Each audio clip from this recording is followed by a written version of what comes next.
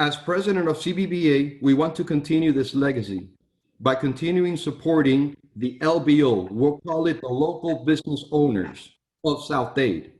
Here in South Dade, if you're listening and looking to expand, we still have space available and areas to grow and are welcoming new commerce and restaurants, corporations to our area. We're wanting to create new jobs to our community here in South Dade. With that being said, let's commence, and I will be the moderator for today, along with Mr. Danilo Vargas, Mrs. Claudia Zamora, and Mrs. Barbie Pons. First, I want to take the time to introduce our board of directors. Mr. Danilo Vargas, Executive Vice President Secretary, on the call for the Zoom meeting here today. Let's give him a round of applause for putting all this paperwork and information together. Thank you, Danny. Next, we have Mr. Orlando Lopez, our immediate past president, Orlando. Mrs. Alia Romer, she's our executive treasurer, vice president accountant. Mrs. Susana Vela, our executive vice president of membership. Mrs. Claudia Zamora, executive vice president of membership. Mrs. Cindy Rogg, executive vice president of events and coordination. We want to give a special thanks to Mrs. Barbie Pons, executive vice president of marketing director and public relations of CBBA. Everyone, hands up for Barbie for making this happen, for real. So that being said, also want to give a special thanks to the latest, I would say, outside the board assistant, Mrs. Sandra Rendon. She's going to be assisting us and new members, and she will be helping us. Also, we want to make an announcement. Want to give a special thanks to our trustees. Sun State Bank, Mrs. Monica. We want to give her a special thanks, and Sun State Bank. Also, special thanks to East Ridge at Cutler Bay, Mrs. Mary Scott. Let's give Mary Scott a round of applause. She's always in support of CBBA. This is where we have our luncheons. We miss you, Mary. Hope we continue and resume our meetings there with you. And we want to thank you for always East Ridge supporting CBBA. Also, I want to thank our sponsors for 2020, all our members, and we want to thank also Gringa Flan, On Point Digital Solutions. Let's give a round of applause to Mr. Enrique in the house with us for his incredible work on our website with CBBA. Also want to thank Creative Sounds DJs. That's when we have events. We want to thank them. And of course, the show that always must continue, Hypnotic Dancers. With Cindy always in the house, the best show in town. And we'll get those back on track once we get this community up and running. With that being said, I want to also thank our supporters, our local supporters, of course. Accelerate South Dade, Mr. Danilo Vargas, manager at the incubator and known for the Fridays morning huddle. He's a great supporter of CBBA. Thank you, Danny. Let's give a round of applause to Danilo for helping us make this happen and always supporting CBBA. And of course, we have to take the moment to give a special thanks to Barbie Pons for putting this amazing event together. Thank you, Barbie.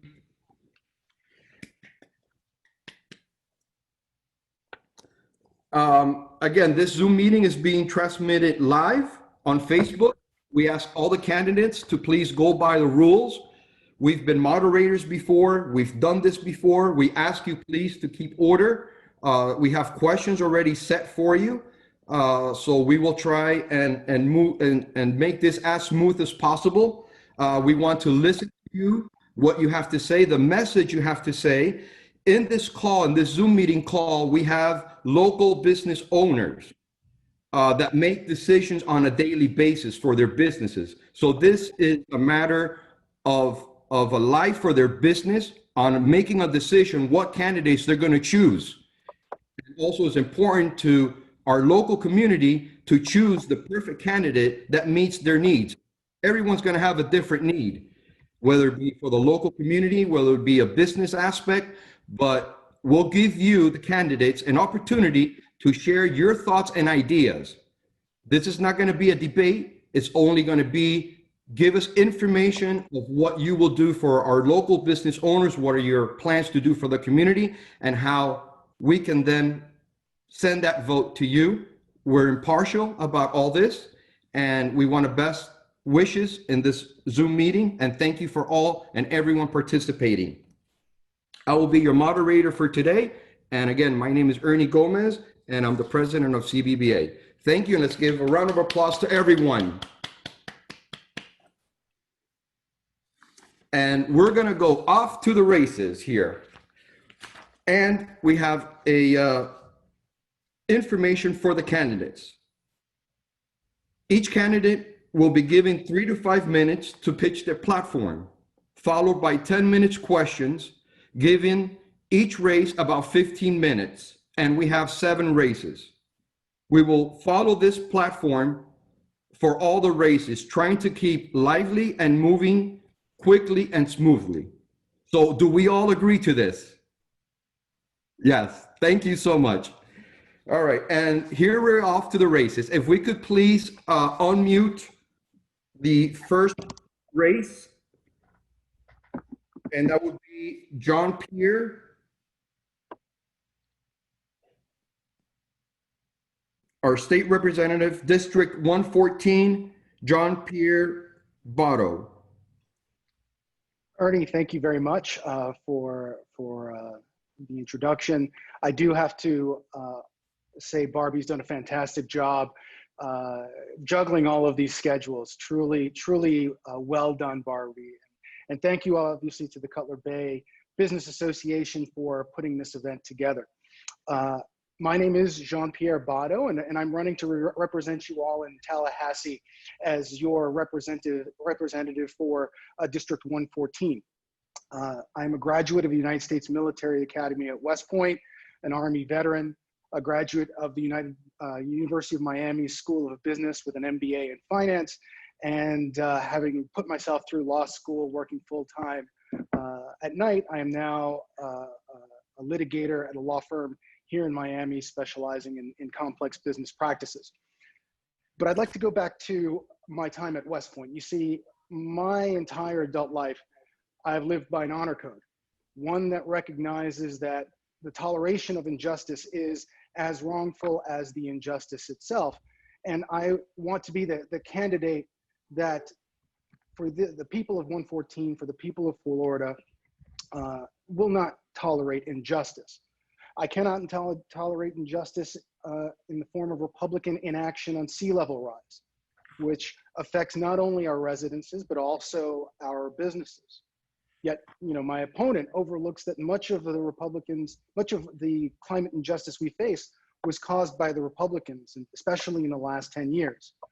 My economic proposals target those that are most affected by the COVID-19 crisis, which are not only a health crisis and an economic crisis, but also a hunger crisis, as seen by the thousands of people that have come to food distribution locations, not just in Cutler Bay, but throughout the district. And my opponent disregards the governor's and this Republican legislature's inaction. I cannot condone the funding of for-profit schools with tax dollars, yet my opponent not only tolerates the weakening of our public school system, but also the putting of guns in school. I have zero tolerance for racism, and my opponent is intimately tied with the Proud Boys, who did not stand back or stand by when they attacked our neighbors in Coral Gables just 2 years ago. On November 3rd, I ask you to keep those distinctions in mind. I ask you to vote for me, Jean-Pierre Botto. I'm number 45 on your ballot. I look forward to your questions. Thank you for having me. Thank you, Mr. Jean-Pierre. At this moment, we're going to move to the next candidate in race number 1.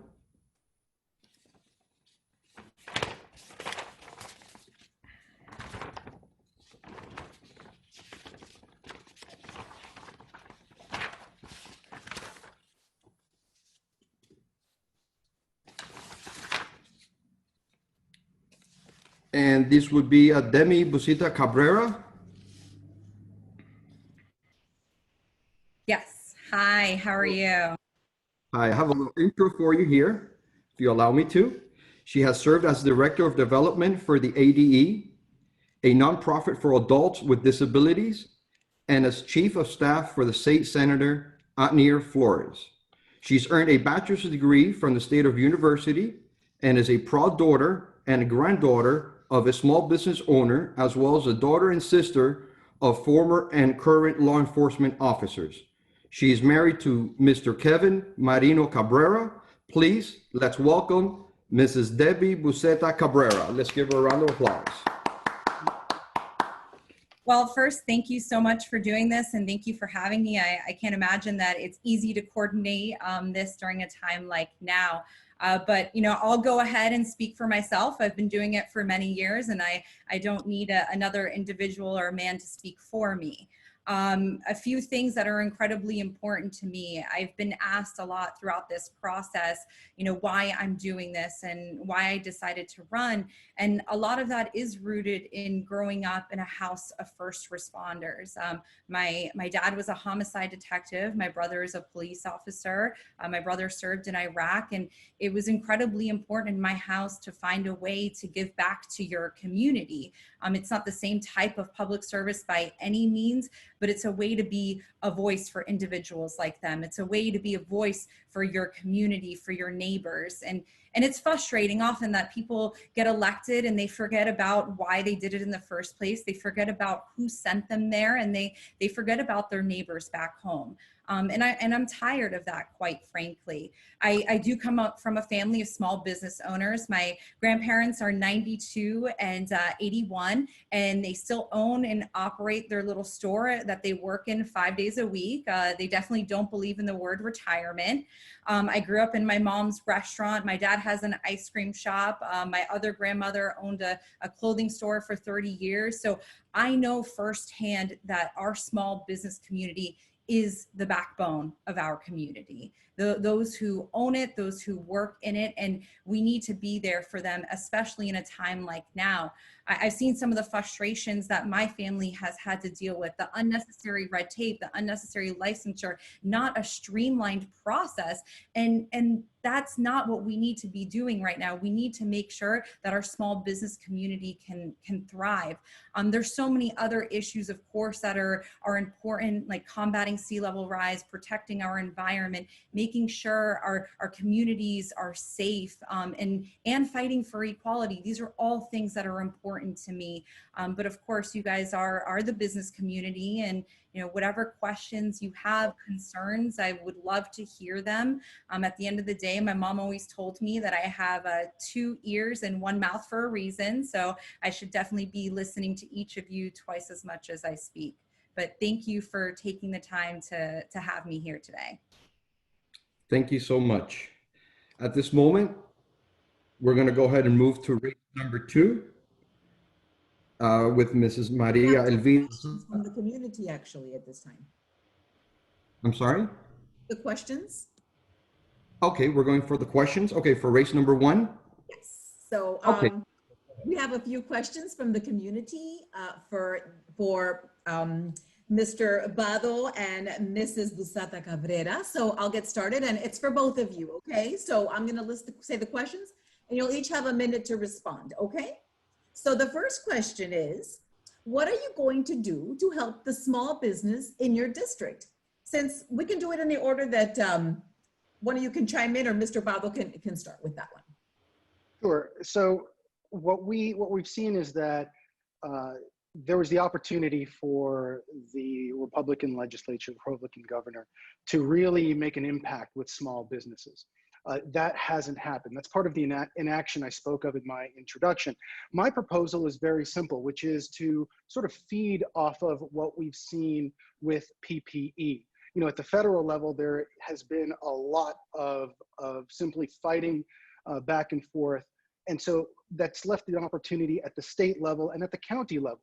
And so if a municipality wants to provide a PPP type program, and I'll be specific, you know, for those of you that are familiar like me with balance sheets and revenue statements, that are familiar with the documents that it takes to run a business, you know that with that documentation, it is not only important for getting a loan, but it's also important for determining what the loss of revenue is for those businesses, right? And different businesses are going to have different revenue streams, Okay, different finish up, inventory requirements. please. We're moving on.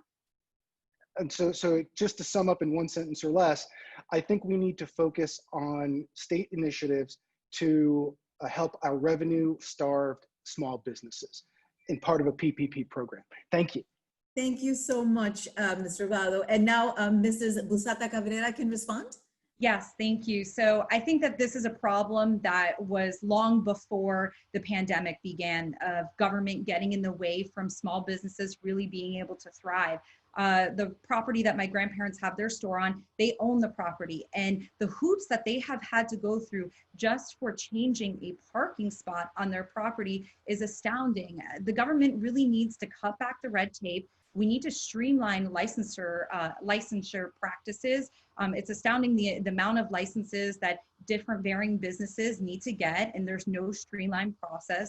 Of course, the PPP process and loan forgiveness, things like that, definitely needs to be looked at as far as the what's going on during the pandemic. But this is something that goes on back way before the pandemic, of the government standing in the way of our small business community being able to thrive. We need a streamlined process, and we need that red tape cut. Thank you. Cindy, does that complete our 10 minutes? Yes, it's 1 minute for each candidate and we are finished. We're ready to move on. Thank you, Sensei. We got a Sensei in control here. That's right. I'm on it.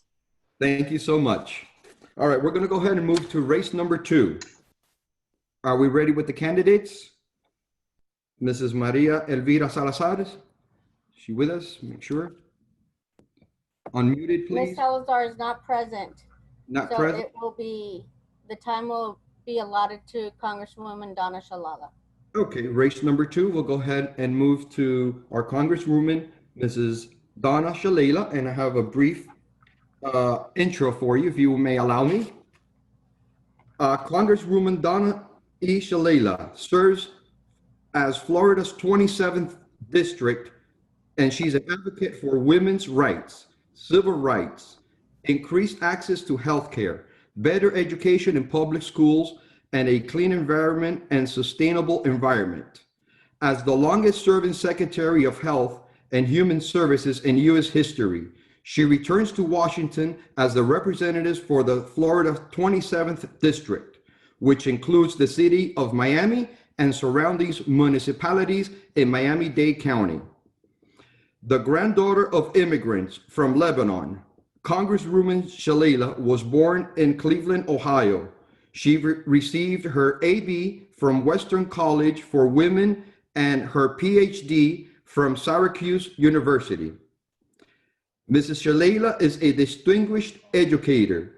She served as president of Hunter College of the City University of New York, counselor of the University of Wisconsin-Madison, and president of the University of Miami.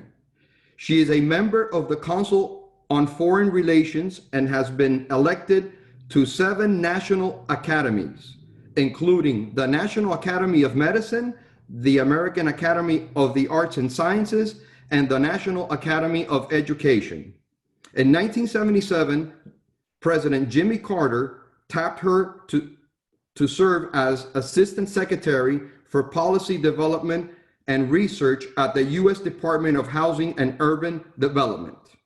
In 1993, Congresswoman Shalala was nominated by President Bill Clinton to serve as Secretary of Health and Human Services, where she created, implemented, and oversaw the children's health and insurance programs.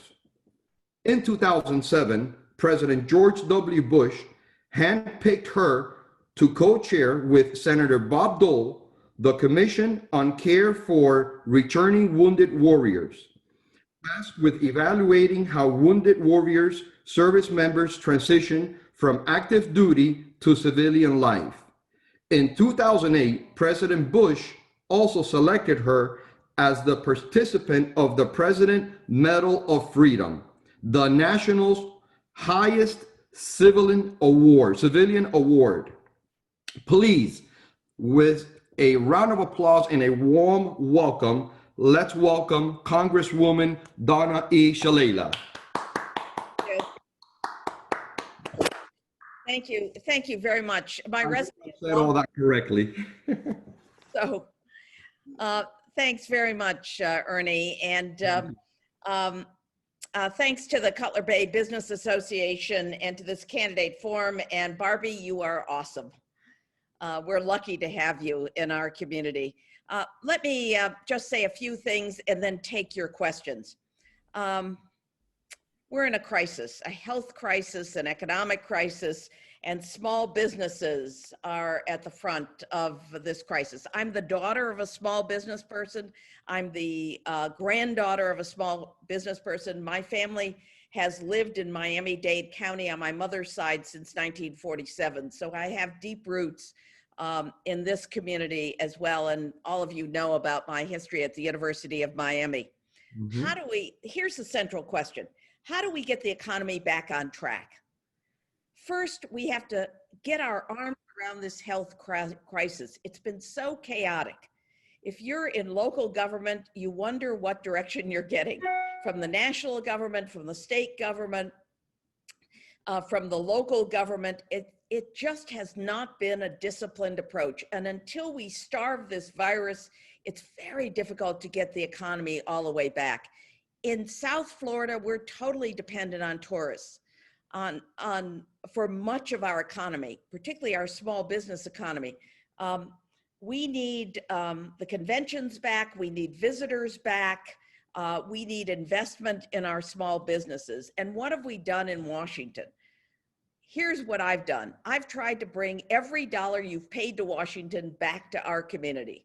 And we've done small business investments through the PPP program. It started out hitting really the largest businesses, and then we were nimble enough to readjust to help the small businesses in our community. But that money has run out, even though anyone that got that money, it's being converted from loans to grants as we speak. We need to extend that because the transition for small businesses to get back to work is even longer because of the pandemic. We need a disciplined way of getting this pandemic in control. And that's directly related to the economic crisis. Look, I was just asked whether I'm willing to sign off on the package the president wants. What does he want to do? He wants to save the airline industry and send low-income people $1,200. He doesn't want to do the PPE extension that we want to do. He doesn't want to do the unemployment extension. I just don't want to sign off on a package that doesn't cover everybody in our community. It's just not good enough. What is my experience? I've created thousands of jobs in our community at the University of Miami by building a world-class health center at the University of Miami. The University of Miami had a $3 billion impact on our community, and it continues to have an economic impact because of the healthcare sector. But we need that transition money to get us back, and we need to get a hold of this pandemic so that opening the schools safely has the kind of investment that it needs. And finally, let me congratulate Cutler Bay on their 15th year anniversary. I guess we're teenagers now, but that means that we're feisty and we're ready to go. So thank you very much, and I'd be happy to answer any questions you may have. Yes, I just want to add to that being said, of course, CBBA has been around because we have received support from the local business owners, and we expect to continue to receive that support. And also our town and everyone that could support CBBA, we need them for support. Thank you. Thank you, Congresswoman Shalala, and thank you for being with us today. We do have several questions from the community for you, and since you're here by yourself, you have 10 minutes, but it should be one minute per question so we can cover them. So, Yeah, very crisp. Okay, so what are your thoughts on how government at all levels has dealt with the pandemic, and what can we do to better adapt? You know, I think it's been chaotic. There has just been a limited amount of coordination between different levels of government, in large part, and I actually wrote a bill on this. As you know, I've spent much of my life in healthcare and in public health. And when I was in the Clinton administration, we actually did pandemic preparedness. So the federal government has to take its role. Our hospitals, our county has been competing for PPE, for the protective equipment for our essential workers. The feds should have just gone to the defense appropriations and gone to the and use the Defense Department for the purchasing of PPE and then for the distribution. No one does it better than our Defense Department. They know how to distribute equipment. They know how to purchase it in large scales. We just didn't do that. Nor did we make it very clear that people from the top, that people had to wear masks. You know, the president has just been so uneven, but I don't want to make this as partisan as my team probably wants me to do. I want to say that the feds have to take their role, the state has to be consistent with the science, and local government has to be consistent with the science. And all of this has to be focused on making sure we starve the virus so we can open the economy. Thank you. Thank you. Thank you. Now, this question, I'm going to say it also in Spanish because it was a Spanish speaker that posed the question. So I will say it in English first. How will you work to create unity and understanding between people of different races and between the parties for the good of our society? I'll say it in Spanish now. ¿Cómo vas a trabajar para la unión y la comprensión de las razas y los partidos en bien de la sociedad? I have worked with our Republican representatives, most recently with Marco Rubio, to change the supply chain and eliminate China from the supply chain for important equipment and drugs, to cut off the supply chain from China so that we're producing things that we need during a pandemic here in the United States. I've worked with Mario Diaz-Balart to take on the Maduro regime for humanitarian aid, to stop the Maduro regime. They're a bunch of snakes, frankly. You can translate that into Spanish. To stop them from buying military equipment to hurt their people. And I have worked with every member of the Florida delegation to make sure we had resources to invest in the restoration of the Everglades. Wherever I can work, I've worked with the mayor of the county. I've worked with Tim. Wherever I can work in a bipartisan manner, I'm your bipartisan representative. It doesn't make any difference to me whether people are Republicans or Democrats. I want to get things done. I want to keep my promise to the community that whatever it takes, I'm going to do everything I can to work with my colleagues to get things done. Thank you so much. So how do you propose we assist renters who are unable to pay rent due to the COVID situation? We passed the HEROES bill. The first one was $3 trillion. Then the president said he only wanted to spend $1 trillion. So we met him in the middle and just passed a bill with $2 trillion. That has rental assistance in it and mortgage assistance. The truth is, to get this economy back, there are a number of things we must do. But first, we've got to put money in people's pockets. And let me say, it's not Washington's money. It's their money. It's people in our community that have paid taxes. So So whether it's unemployment, whether it's the $1,200 check, whether it's PPP, whether it's money to keep essential workers going, whether it's money for state and local governments, that bill had it in it. But in the long run, the real stimulus is going to be a huge infrastructure bill, a green bill that helps us deal with septic tanks, with raising roads, with the floods, with the transportation system, with building seawalls, with buying pumps. That's the real stimulus. Meanwhile, we've got to get money back into people's pockets so they can spend it in small businesses. I told you I'd make it lively. Yeah, thank you. And there's one final question. What are you going to do to help the small businesses in your district? Well, I absolutely am going to hold out for more PPP. There's got to be no question about that. But we need transition money. When people can open 25% or 50%, that doesn't mean that that makes them whole. It doesn't mean that they can pay their rent or pay their workers. And so the PPP has to help during that transition for a long period of time into next year, as far as I'm concerned.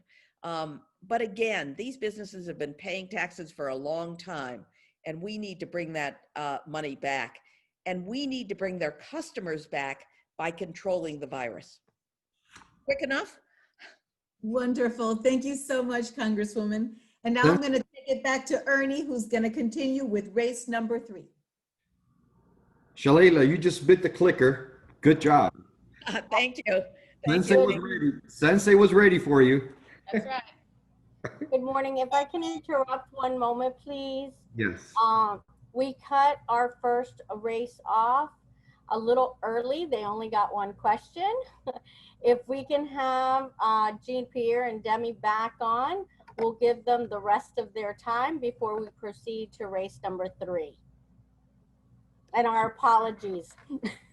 Sign up back to you. I'm ready to go with the questions. And so back to Mr. Abado and Mrs. Busata Cabrera. What are your main goals, plans, or objectives to serve the community after you are elected? Mr. Abado, please. So that, I think that goes to a little bit of my introduction several minutes ago.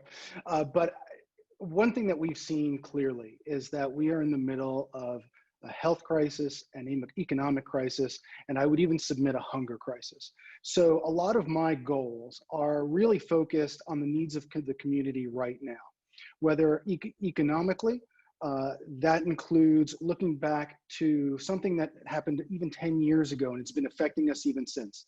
So the short version is that the Republicans passed a 777 plan. And that 777 plan was supposed to create 700,000 jobs in 7 years. Well, it didn't create those jobs. And at the same time, that plan actually made us poor. In 2010, when we started enacting that plan, Miami-Dade had 50% of its population that was considered working poor with limited assets and constrained income. Here we are with 2019 numbers, so almost a decade later, and that plan has made us 60% working poor. So not only did the Republican legislature fail to address the issues of job creation, but they also made us poorer as a result. And so economically, we need to reform or repeal much of that 7-7 plan. The most famous is the HB 7005, which is the unemployment website that was created and the minimum benefits that were created for workers. So that's one economic strategy that affects a series of bills that can help us as a whole. Thank you so much for the answer to that. Mrs. Cabrera, if you'd like to answer, would you like me to repeat the question? No, I think I got it. Thank you, though. So I think the first thing that's incredibly important is to remember that you're a voice for the community, that you don't represent one party, you don't represent one type of person, you don't represent one area of the district. You're there to serve everyone and to be a voice for everyone. And I think it's important to always have an open door and open ears and an open mind. I also think that, related to the business community, affordable housing, but also workforce housing is an issue that we need to look at. Workforce housing, of course, is an issue all throughout Miami-Dade County, but especially in our district, that, our teachers, our first responders, those who work in our food industry, and amongst many other businesses aren't able to live in the areas that they serve and the communities that, they work in and day out. And of course, with that comes smart development throughout our community. Thank you. So I have one final question for both of you. How do you feel about environmental issues and how they relate to Cutler Bay? Mr. Bado, please. So Cutler Bay's economic issues and their environmental issues are sort of combined. Folks that are trying to get to work have, very limited options. US 1 is basically a parking lot during rush hour. So you're either on Franjo or 87, 97, 107 cutting through roads. So at the end of the day, we need a holistic approach, right? To me, Cutler Bay needs a hospital, which would be a great business that would draw in development. To the south of Cutler Bay, we have what's being created is a bus rapid transit system. I would love to see that rapid transit system use Cutler Bay as a hub to go north. We also have to look at building development centers or business centers south of downtown, which Cutler Bay, especially that area around Southland Mall, can be a part of a solution in bringing more businesses. And so the reason I put all of that into the climate discussion is because we need a holistic approach to making sure that the transportation issues and the climate issues are suitable enough to to build Cutler Bay up, because right now that simply hasn't been the case. There are initiatives that have been discussed, but we need to bring more dollars to Cutler Bay, to District 114. And I think that I am the one that can do that at the state level. Thank you. Now, Mrs. Busata Cabrera. Yes, so the environment is an incredibly important issue to me, and I've found that throughout the community. It's incredibly important to everyone else, because sea level rise doesn't care if you're Republican or Democrat. And it goes beyond just having a plan to combat sea level rise. It's protecting our waters, keeping them healthy, safe, and clean. We all saw what happened in Biscayne Bay, and that can't be happening. I wouldn't want to swim in that water. I wouldn't want my children to swim in that water. We need to keep our waters healthy, safe, and clean. And this goes to a quality of life issue. And we can't be so selfish to leave future generations with nothing. We need to act now, and it needed to happen yesterday, but we can't wait any more time for this to happen. Thank you so much, both of you. And again, we apologize for the mishap there. Not at all. No problem. No. Back to you, Ernie. Take care, everyone. Thank you for the opportunity. Bye-bye. Thank you so much. Thank you, Ernie. Back in the mic here, and this is what happens when we're live. I love it. This is what happens when we're live. Zoom, live on audio, video, live on doing plays. But we're doing a great job. And again, I want to thank the candidates for putting in their time and answering to all these questions. And Susana, thank you for handling those great questions. And at this moment, we're going to go ahead and move to race number 3. If we're ready, Barbie, do we have candidates Steve Bobo and Daniela Cava? They should be logging in. If somebody from their race is on, if they could let us know. They were just wrapping up a commission meeting. Okay, so we'll go ahead and move to race number 4, and we'll come back to mine. I don't think they're on either. Are you ready for your race? If we can move on. I know Mr. Callahan is on with us, and I know that the opposing parties have not joined us, and I don't think will be joining us. Mr. So Bovo is joining us, Barbie. Barbie. Oh, look. Mr. Bovo is coming in. Okay, perfect. If we could go ahead and race number 3. We can go ahead and continue? Yes. Okay, great.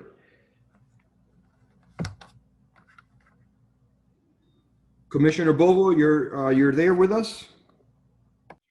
Sure. Your mic is on? Yes. Yeah, I'm here. Yeah, I'm Oh. just waiting for 12:30 or 12:20. Okay, so you want me to hold on? I'll do your intro if you don't mind. Okay, I didn't know if we were on together or we're just on separate, however you guys are handling it. Yes, you're on live Zoom and we are live on Facebook as well. And we have all the guests on Zoom.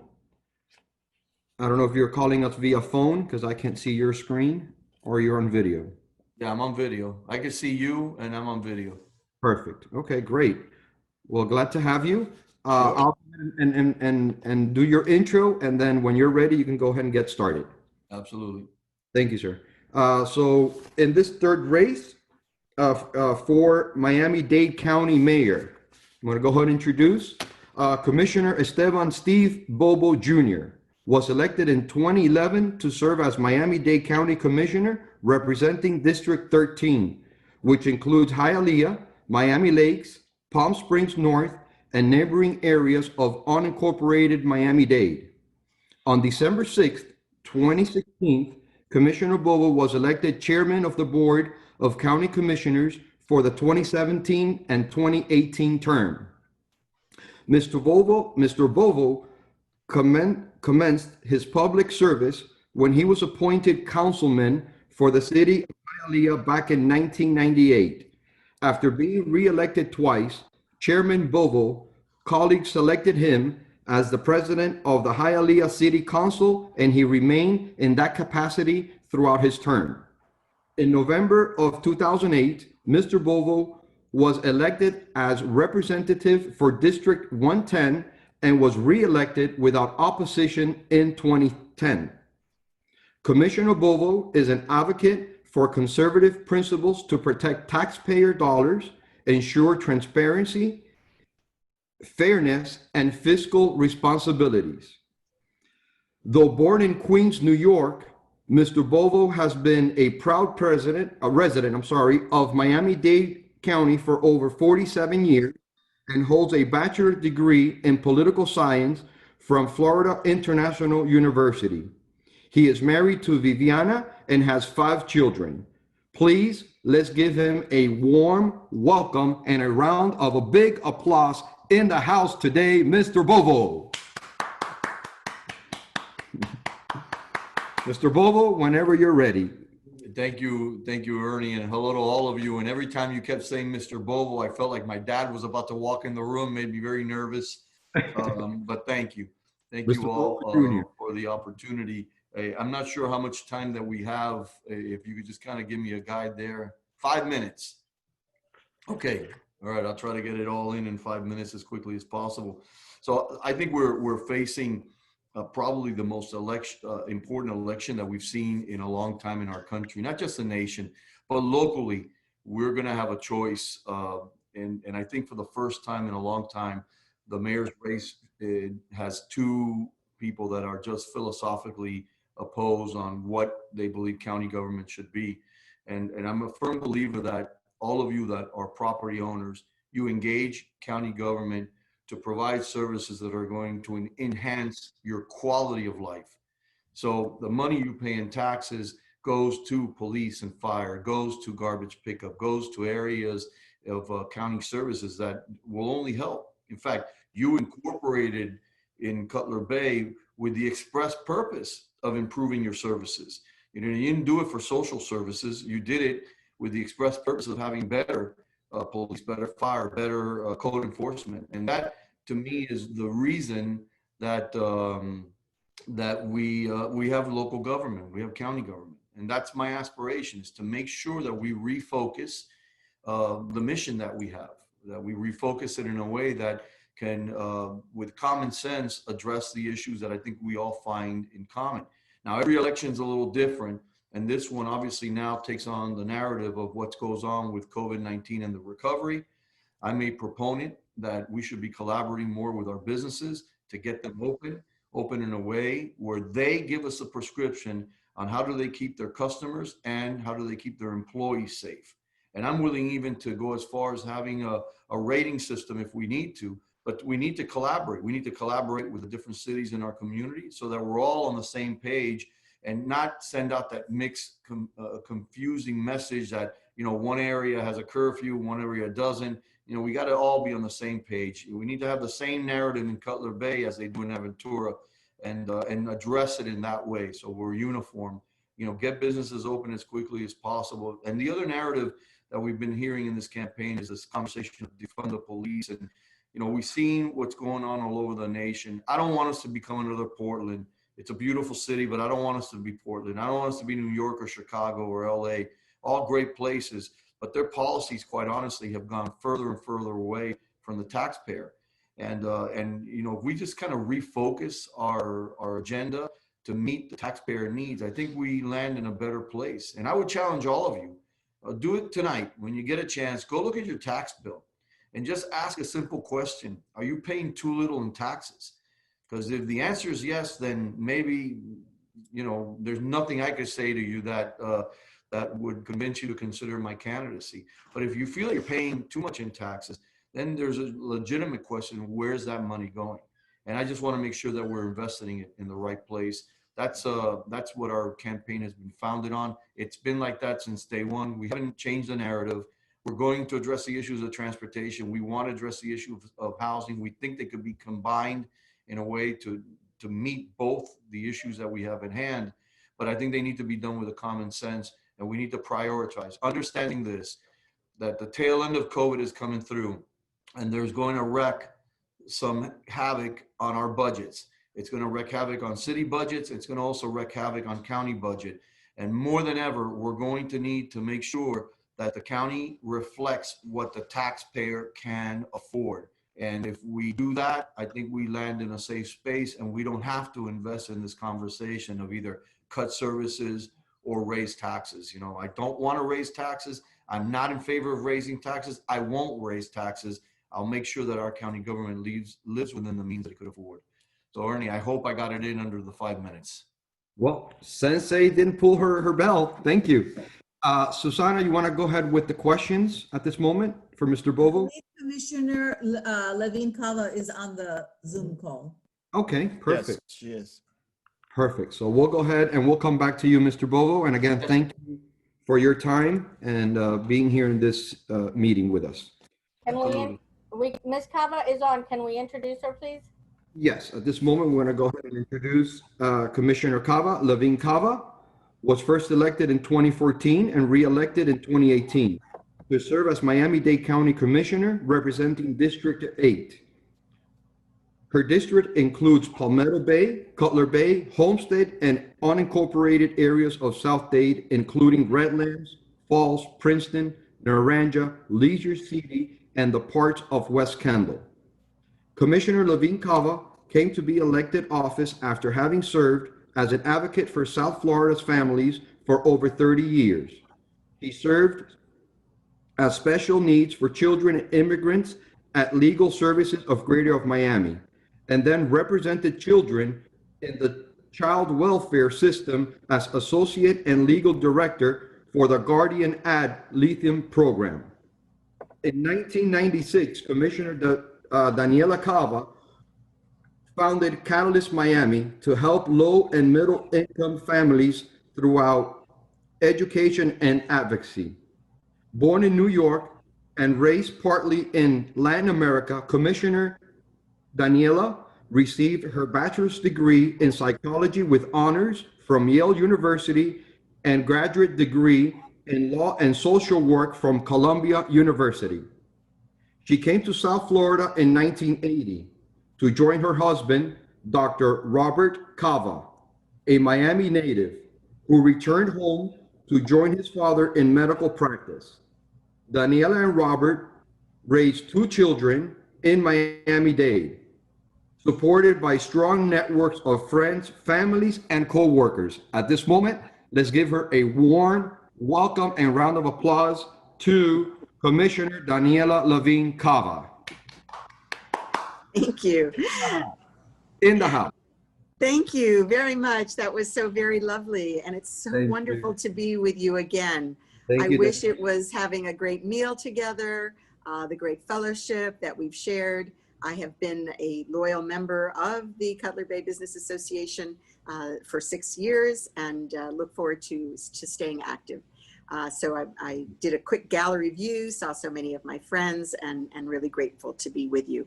So I want to go back to 2014, January of 2014. I don't know if you remember the day it hailed, and I was outside the South Dade Government Center announcing my run for County Commission. It hailed that day.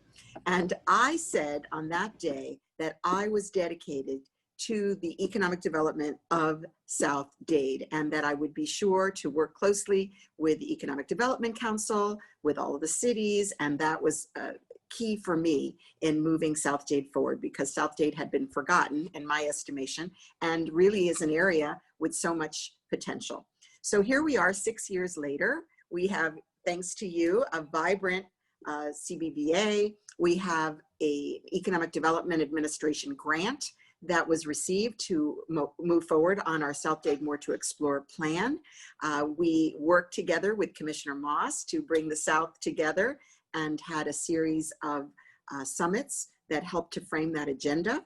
And we've created an accelerator that actually is led by Danilo, who I met first through the CBBA. I remember very well the first invitation I had from Danilo, and of course in partnership with Nana. So we're really thrilled. And I've said, it's such a success, we're gonna take it countywide.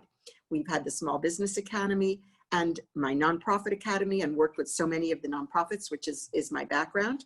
And I've been so pleased that in the incubator, we have a partnership of nonprofits as well as for-profits, and the synergies that exist between them. I mean, it's really been a beautiful, beautiful experience. So looking ahead to serving as your mayor, you know that you are in my heart. You know that my first elected experience has been in this area that I have come to know and love so well.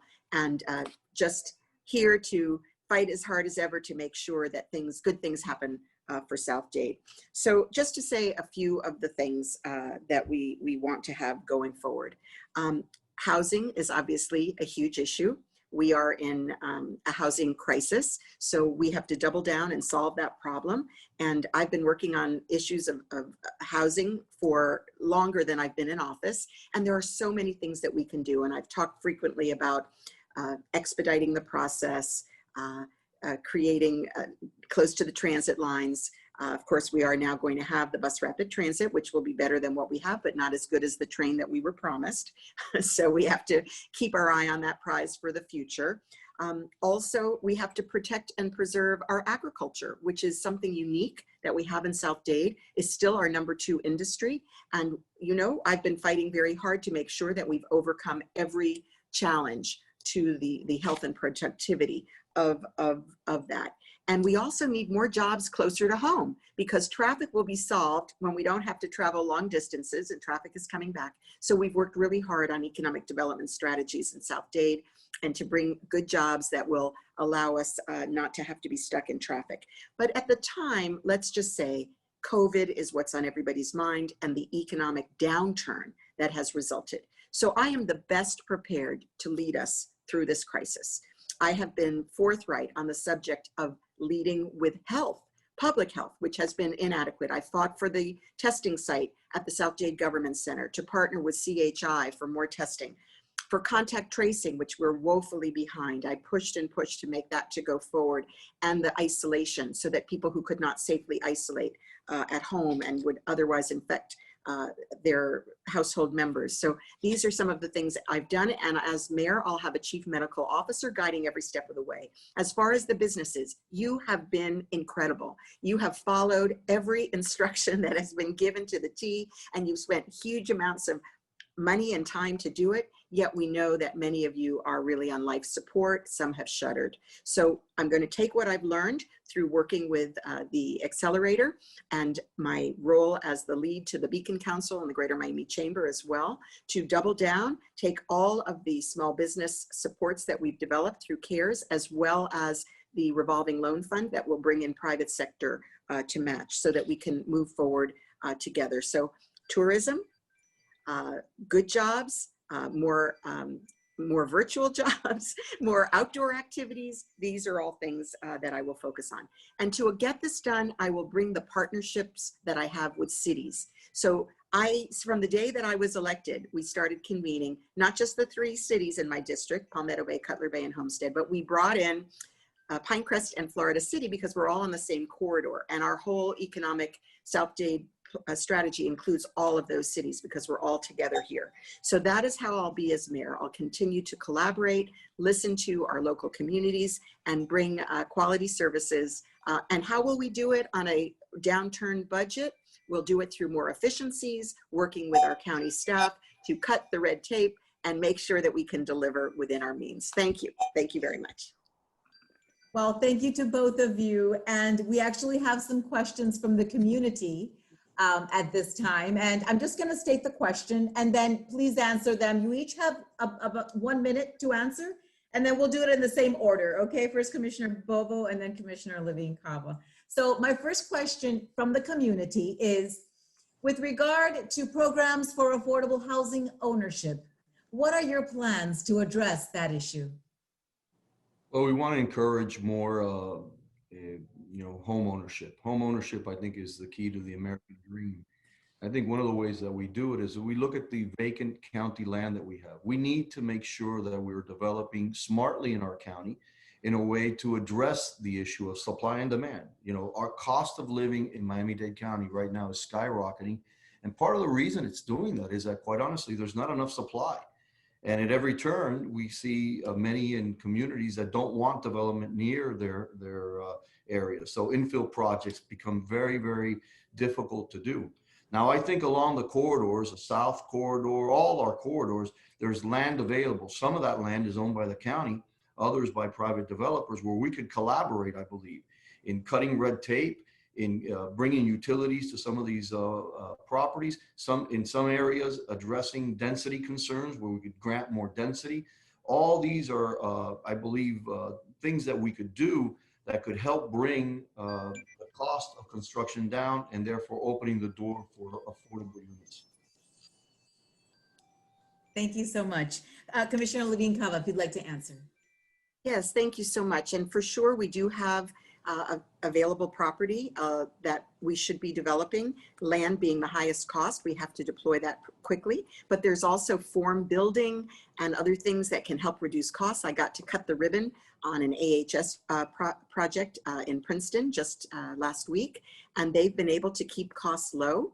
And very beautiful properties without public subsidy. But we also have surtax money that is not being fully utilized. We can use it to refurbish, and like I've done in Leisure City with Rebuilding Together, about 80 homes that were refurbished to allow people to continue to stay, low, moderate income, fixed income seniors and veterans.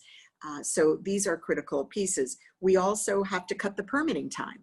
So it's supposed to be that if we're building housing that is needed, that we can move forward expeditiously, but it's not truly happening. And I've identified a number of the barriers, and I will move expeditiously. We do finally have a new surtax home building program with $50 million that was recently approved by the board to make sure to put some of that money into production. My colleague here voted with the others on the board to move some of that surtax money to rental instead of to keep it in home ownership, which I do not think is a good move, because home ownership is really what builds equity and is the major savings vehicle for so many families. I've also built in as a priority long-term affordability. I think my time is up. Okay, thank you. I'm so sorry. We have No worries. though. No we worries. still have 7 minutes for you guys to answer. So No worries. one of your constituents wants to know from both of you, what does police defunding mean to you? Mr. Commissioner Bovo, please. I think police defunding is very clear, taking money out of the police budget. I think police defunding is also code words like redeploying, retraining, reimagining.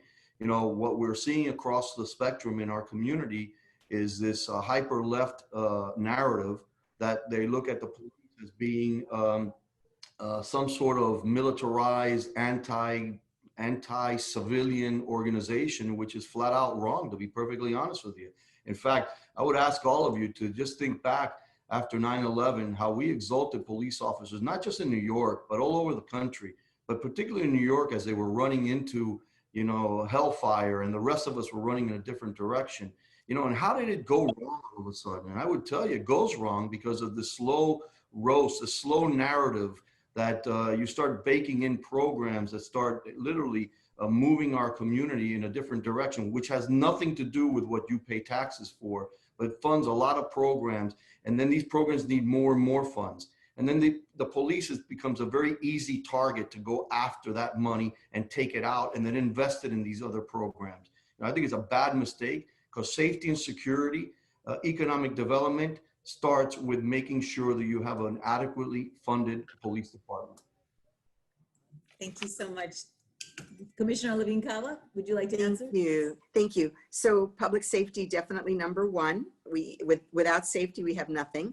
And here in Cutler Bay and in Palmetto Bay, the contract for police services is with the county, because Miami-Dade County Police does such a fabulous job. And I think overall people are quite pleased with that service. I know it's a coveted job for people in the police force. They like to serve in conjunction with the cities.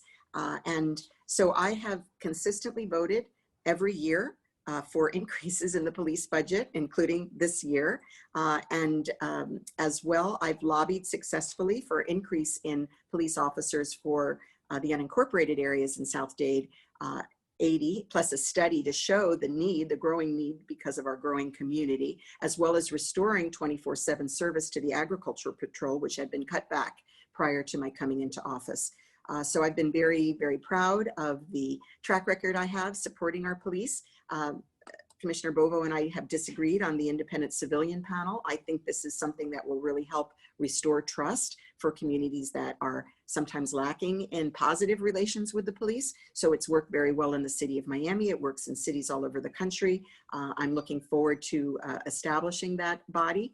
And it was never intended, it was never on my watch to take that money out of the existing police budget. Thank you. The next question relates a little bit to the previous question. How will you work to keep our communities safe from violent rioters and traveling professional protesters like those in Portland? Commissioner Vogt. Yeah, well, we saw that front and center, and there was many that were ready to run out there and check off the box with a hyper left as far as their credentials were concerned, and I think almost egged on folks to become more violent. Let's make no mistake. What we're seeing across the country, disguised as an opportunity, or what was at one time, I think, a really good opportunity to address racial issues in our community, has been hijacked by elements that have no interest whatsoever in this country, have no interest whatsoever in racial harmony or discussions in our community. What we're seeing in Portland, what we're seeing in New York and Chicago, is exactly one of the issues that I stated earlier. When you start doing away or moving away your local government into spaces that it has nothing to do with, it opens the door to these elements. Sooner or later, and we're gonna have to measure the cost of damage in communities. And thank God we've averted a lot of it, but we did have, cars being set on fire, businesses being, attacked or ransacked in Bayside. And at some point, we're going to have an assessment of what the dollar amount is to our communities, and then who ultimately has to pay for that. And that's where the danger is. How do you keep your community safe and sound? You fund your police department. You give them the tools necessary to police our areas, keep our community safe and sound. That's how you do it. What you don't do is you don't hamstring the police. You don't defund the police. You don't neuter the police in any way. You've been dinged. I apologize. Commissioner Levinkala. I didn't see Cindy hold up the dinger. That's the problem. Dinged. If you do that, I know, Cindy. Thank you. Thank you for the cowbell. First of all, let's be clear that peaceful protest is what is protected in this country under our Constitution, and we need to zealously protect those rights. Does that mean violence? Never. It does not mean destruction of property or violence against people. Clearly, that is unacceptable. And the good news is that we have, again, a very strong police department that has has established some strong relations with the community. So for example, there were some other protests that would have been more violent in nature that apparently were planned at a certain point, but through the network of the pastors and their knowledge in the community and the monitoring of chatter, that was nipped in the bud. So these are the kinds of relationships that our police department needs to establish so that they can get on top of and get ahead of anybody that would disrupt. So again, I want us to be really, really clear. Never, never should we have violence or destruction allowed. We must be extremely diligent to protect all of us. But at the same time, it's important to protect people's rights to express themselves peacefully through our First Amendment. Well, thank you so much. And thanks to both of you for your comments and answering these questions from your constituents. So now we're going to pass it over to our next moderator, Barbie Pons, who's going to go over the state senator race, District 37. Thank you so very much to all of you. Thank you. Thank you, guys. Stay safe. You could stick by if you like to listen to us. We have another forum, actually, the both of us. By the way, Thank you for attending. I loved your background, Daniela. Yes, do you know where that is? No, I was going to ask you. That is Deering Estate at sundown. District 8, a crown jewel. Thank you. Beautiful, beautiful. Thank you for sharing. Okay,